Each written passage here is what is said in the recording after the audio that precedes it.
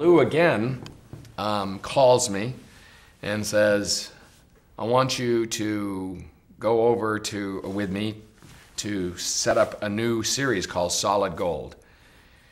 And they don't want to hire you to do the series, they just want you to hire you to do the initial lighting design. When I told the producers of Don Kirshner's rock concert that I had was going to go do this other series, they felt it was in direct competition with their show, and so they said, if I do that, I can't come back and be the regular lighting designer on Don Kirshner's rock concert. So I called Lou back, and he said, I don't care. And so I figured I'd go with Lou because he was the one that got me the chance on Don Kirshner's rock concert. So I went in there and designed the lighting on Solid Gold, and it was a giant set.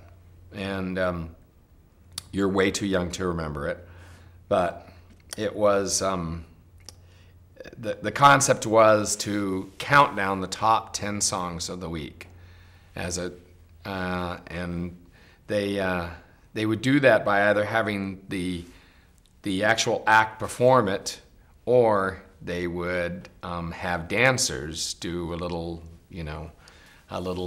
choreography while they played the music.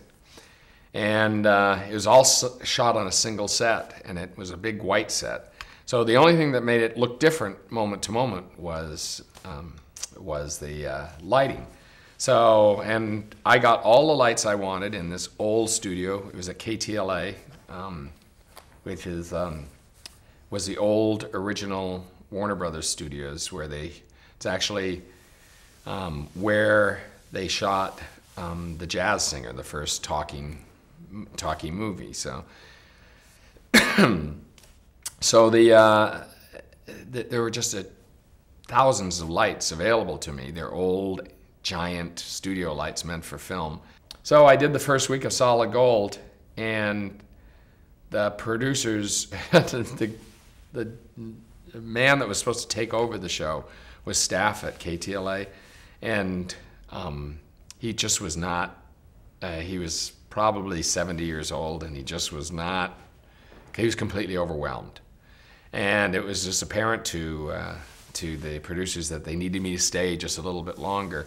Well, I ended up being involved in the show for 7 years, and it ended up, that more than anything else, though, was an experience that gave me the ability to experiment with just about everything, and actually to start trusting my own aesthetic. I started taking what we'd call risks. I started experimenting, and no one seemed to mind as long as I stayed on schedule. And that was, so I would half light people, and I started lowering the light on people, and I would maybe light them very brightly from behind and underexpose their faces and use color on their face, and you know, just trying all these different, anything I could do to just sort of make it more interesting. And the more I did, the more confident I became. Was it done thematically? Yes. You mean in keeping with the music, or yes. Our primary goal or duty as a lighting designer, one is to deliver an image that can be broadcast. However, that's manipulated, but an image that can be broadcast. And I feel our number two duty is to reflect the moment, whether it's in a play, whether it's musically, whether it's just maybe someone talking, but to appropriately reflect the moment with the lighting.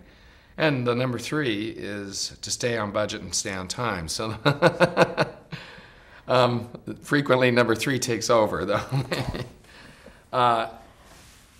So yeah, it was a great training ground for me.